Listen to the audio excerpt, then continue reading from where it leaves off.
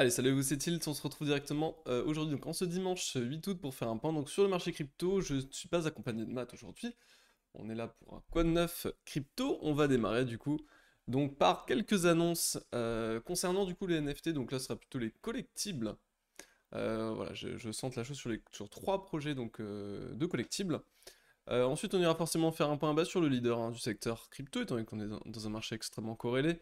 Et donc c'est le Bitcoin qui lead l'ensemble du marché, à part les NFT, parce que ça c'est quand même quelque chose qui est à part, hein. Avec du coup, voilà, l'analyse du Bitcoin en 3 jours, un jour, etc. Le funding, on ira voir un peu le sentiment, aussi mon sentiment personnel forcément. On ira voir du coup la dominance du Bitcoin, on fera un point sur ILV, et on ira voir du coup l'index DeFi.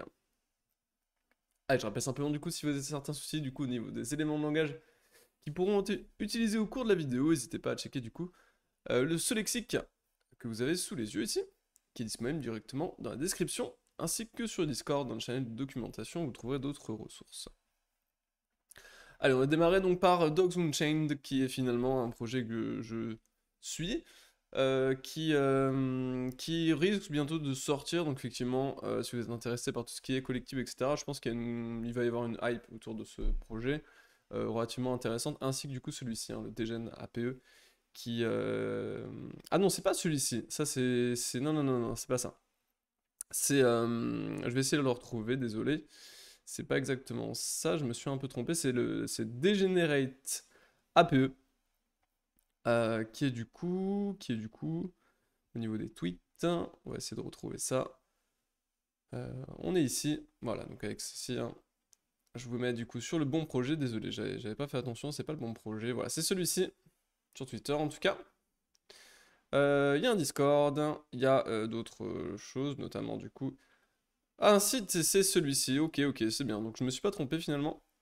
Donc voilà, donc celui-ci risque aussi d'être fortement hypé, c'est sur la blockchain par contre, c'est là Solana, alors qu'avant on était sur la blockchain Ethereum, hein. Ça c'est sur Ethereum, ça c'est sur Solana du coup, donc avec des projets qui commencent à arriver, qui commencent à hype, hein. Et on a Vox du coup là qui risque très certainement de moins hype, étant donné qu'on est sur Gala Games qui est quand même moins, qui est je pense très largement sous-coté. Mais voilà, moins de hype je pense à venir sur celui-ci, mais tout de même intéressant si on s'intéresse à l'écosystème Galacate. Allez, on démarre du coup par le Bitcoin, donc le Bitcoin en hebdo qui voilà, valide, hein. Donc on valide le cross, on valide... donc la semaine avait clôturé sur résistance finalement, mais on était quand même sur un cross aussi d'un point de vue hebdomadaire, on commençait à enchaîner les bougies de retournement d'un point de vue donc mensuel, donc effectivement il y a quand même de fortes chances qu'on puisse, on l'avait dit, hein, qu'on puisse rebondir à partir de ce niveau-là. Par contre, bon, la cassure, je l'avais pas anticipé immédiatement à la hausse. J'avais dit personnellement qu'il y avait pour moi plus de chances qu'on rejette pour l'instant cette zone, ce qui a au tout départ été le cas. Ici, ceci dit, je m'attendais à une retrace un peu plus profonde. Finalement, on est venu chercher ce Vegas et on a tout de suite payé, on va dire en 3 jours, hein. On a tout de suite payé ça à la hausse et là, on voit en 3 jours, c'est très net. En 3 jours, c'est très très net. La borne haute ici qui est rejetée, très nettement. Mèche, corps, clôture, pardon. Doji doji de retournement deuxième et invalidation. On break. On break ici sur la candle d'hier finalement. D'hier. Oui, c'est ça, d'hier. Qui a été clôturé hier soir, hein. Finalement, donc le signal a été donné hier soir en 3 jours. Donc maintenant, tout naturellement, je pense que la target, c'est la target 2 de l'harmonic pattern ici, étant donné que c'est une harmonic pattern qui est en train d'être tradée en cours ici. À du coup 51 000, voilà, 51 000. 51 000 qui pour moi est une target qui va être majeure pour les allègements de position, etc. Pour temporiser en tout cas, pour tempo, et voilà, vraiment, effectivement, pour la tendance de fond, voilà, ce qu'on veut maintenant, c'est, il y a deux choses, hein. Soit on reprend le bull market, c'est-à-dire on remet des sommets, voilà, si on casse ça, avec n'importe quel type de structure, mais il faut qu'on casse, hein. Effectivement, là, si c'est le cas, on aura comme point de repère maintenant le 3 jours en termes de Vegas pour pouvoir faire du suivi de tendance pour les prochains rebonds. Par contre, effectivement, là derrière, si on pète à la baisse ces niveaux, on rentre dans ce type de pattern, hein, de bear market où on viendra chercher à terme la moyenne de 100 semaines. Là, il n'y aura plus de doute, hein, si on casse ces niveaux à la baisse, hein. Donc voilà, il n'y aura plus de doute à ce niveau-là. Maintenant, voilà, ce qu'il faut, c'est reprendre maintenant. Il faut reprendre, en tout cas, si on veut être conserver la tendance haussière de fond, il va falloir maintenant reprendre cette dynamique haussière. Donc on a effectivement là les 51K pour moi en target. Là, pour moi, on va y aller. Il y a de très fortes chances que dans les semaines qui arrivent, on risque d'arriver effectivement sur ces niveaux. 45K qui est quand même finalement la zone neutre de neutralité, entre du coup 60 000 et 30 000. Donc, on pourrait quand même avoir ainsi une sorte de niveau psychologique, mais j'y crois peu. On a aussi ici un niveau là de. Donc un gap finalement, le gap ici, ici. Donc là vraiment un vrai trou de cotation. Hein. Sur ce niveau finalement, là. Voilà, entre 40, ici entre 46 et 48 correspondrait je crois à un niveau Fibo. 46 et 48, oui c'est ça, c'est à peu près ce niveau là, c'est à peu près le niveau des 0,5. Hein. 46, 48, c'est ça. Les 0,5, ici on risque potentiellement d'avoir un premier arrêt possible ici à 46, 47, on va dire, on va arrondir ça à 47. 47 000, on pourra avoir un premier arrêt, je pense pas que ce soit l'arrêt décisif, pour moi ce sera plutôt la target 2. Donc les 51 000, on verra où on en sera. Effectivement, c'est quand même un objectif, hein, ici sur le... Un objectif assez puissant. Sur les futurs ici, CME. D'un point de vue spéculation, etc., est-ce que les spéculateurs reviennent? Donc là, je suis dans le agrégé, donc on prend quand même beaucoup de place de marché. Non, ça ne revient pas. Ça ne revient pas, ça ne repart pas. En tout cas, il n'y a pas de FOMO. Hein. Si on peut parler de FUD, FOMO, etc., il n'y a pas de FOMO, il n'y a pas de FUD, il n'y a rien. En fait, en l'état, on a des spéculateurs qui ne se sont quasiment barrés. Hein. On était sur des fundings qui étaient encore relativement négatifs hein, ici, jusque là. Également borne haute, je crois. Potentiellement, donc sur cette mèche là, en fait, cette mèche là a mis tout le monde d'accord globalement. Baisse d'open intérêt. Plus de funding bear. Et derrière, du coup, on continue à la hausse. Donc là, pour l'instant, il n'y a rien, ça n'indique rien, en tout cas pour l'instant. Ça indique juste le fait que les spéculateurs ne reviennent pas encore sur le marché. C'est pas forcément mauvais signe non plus pour la tendance. Hein. Parce qu'effectivement, dans des patterns effectivement de bear market, les rebonds comme ça sont des moments normalement où on a beaucoup d'euphorie, etc. Et où tout le monde se précipite sur le cours pour pouvoir racheter très très vite parce qu'ils n'ont pas envie de rater le train. Est-ce qu'on est en train de voir ça à l'heure actuelle? Bah j'en ai pas l'impression et ça se voit ici sur les fundings. Plus qu'une impression dans les chiffres, ça se voit. D'un point de vue en tout cas spéculation pure, ça se voit. Ça cherche pas à rail la tendance comme des porcs à l'achat, en tout cas. Pas de très forte conviction de continuation de hausse, en tout cas en l'état. Pas de divergence potentielle ici sur le squeeze et de... Voilà, en H4 on est quand même sur quelque chose de relativement sain, donc je pense construction saine à venir en H4, on n'a pas d'excès divergent, etc. Donc construction relativement saine d'un point de vue H4. Et le Fear and Greed Index ici au niveau sentiment ici, qui par contre voilà, remonte quand même relativement haut. Est-ce que c'est suivi par des spéculateurs qui reviennent massivement à l'achat? Il n'y a pas l'air. Donc, ça vaut ce que ça vaut, mais bon, on a quand même, voilà, faut quand même prendre en compte le fait qu'ici, on a quand même une remontée qui est quand même conséquente. Hein. On était à 26, on est passé à 75 ici en l'espace de une semaine, 10 jours, on va dire. En 10 jours, on est passé de 24 à 74, donc c'est quand même assez puissant sur cet index. Donc voilà, on voit que souvent les gros pics comme ça d'excès sont assez violemment corrigés. Hein. Voilà pour le Bitcoin, donc pour moi, plus de probabilité de continuer à la hausse à court terme. Target, du coup, les 51 000, on a effectivement sur les futurs, attention, un gros niveau de gap à aller chercher. Celui-ci, entre 40 à 47 000.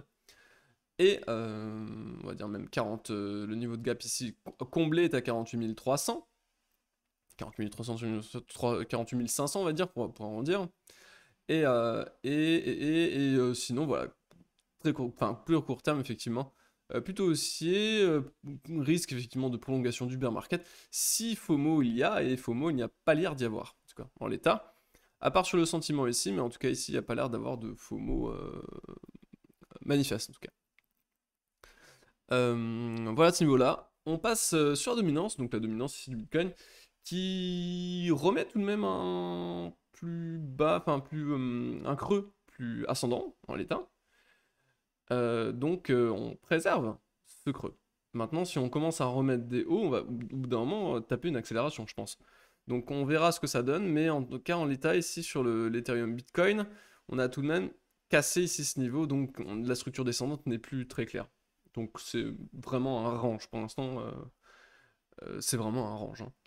Donc rien de spécial honnêtement sur la dominance, pas de mouvement à anticiper, on est dans une dumb zone hein, ici sur Ethereum Bitcoin, rien d'extraordinaire à faire, à mon sens en tout cas.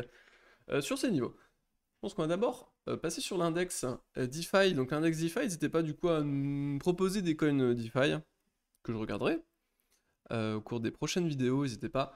On a ici, je vous présente pardon, l'index ici qui casse à la hausse, on casse un double bottom finalement, hein.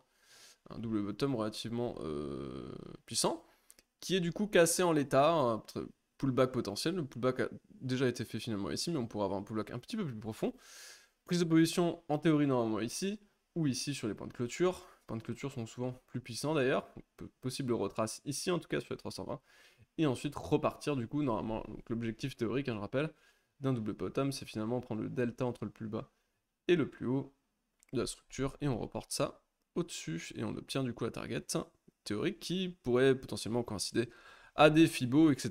Donc on peut après comboter et essayer d'avoir des clusters de niveau intéressants avec ça, hein. Et on voit finalement que voilà, la target théorique se situera extrêmement proche du niveau Fibo le plus important, qui est du coup les 0,618.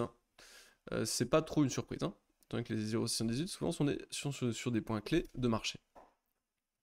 Voilà ce niveau-là, donc sur le secteur DeFi, je pense que là ça va repartir maintenant à la hausse, en tout cas sur les altcoins d'un point de vue DeFi. En tout cas ici l'index qui se porte très très bien, on va peut-être quand même potentiellement regarder NFTI, pardon, l'index NFT, on va voir ça, qui pour l'instant est toujours sur résistance, on cherche à forcer les hauts. Si on casse cette structure, ça va être très très bullish sur les NFT, je pense, hein. Dépassement du coup de ce niveau, on est revenu sur les points hauts historiques, hein, sur l'index NFT. Si on casse à la hausse, ça, c'est très bullish, hein. C'est très très bullish. Donc là, pour l'instant, on est sur résistance. Mais on cherche à forcer. Si Bitcoin continue à monter, bon, bah, il y a quand même de fortes chances, je pense, que les NFT puissent suivre. En tout cas, les coins sont liés derrière les projets NFT. Donc c'est quand même plutôt positif pour les NFT. Je trouve, même si on est sur résistance, voilà, c'est pas forcément un moment idéal pour acheter. Mais effectivement, si on casse derrière, ça peut être intéressant. On casse un range quand même qui date de mars, hein. Donc, ça a quand même un petit moment maintenant. Consolidation. Et on va finir du coup sur Illuvium. Donc courte vidéo aujourd'hui, hein. Donc Illuvium ici qui est passé à 400$, quasiment 395. Alors, on se rappelle, on en avait parlé ici, on avait sorti la vidéo par là, je sais plus exactement, sur Illuvium, qui était vraiment extrêmement intéressant. Je crois qu'on l'avait sorti par là, on avait pris un TP ici, on avait racheté ici. Et voilà, donc moi personnellement j'ai full TP là-dessus.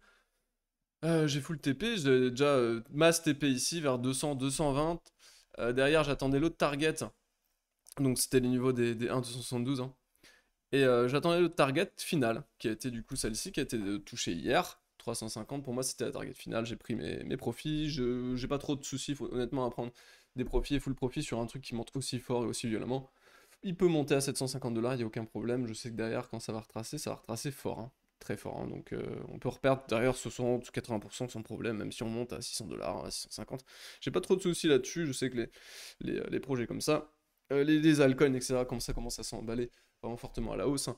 J'ai pas trop de soucis à TP comme ça sur des niveaux clés qui pour moi sont des niveaux clés.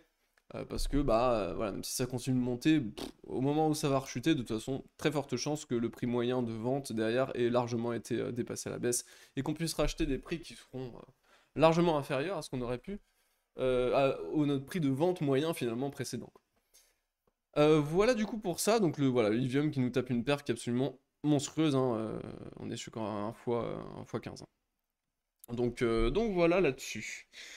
Bah écoutez, je pense que je vais vous laisser.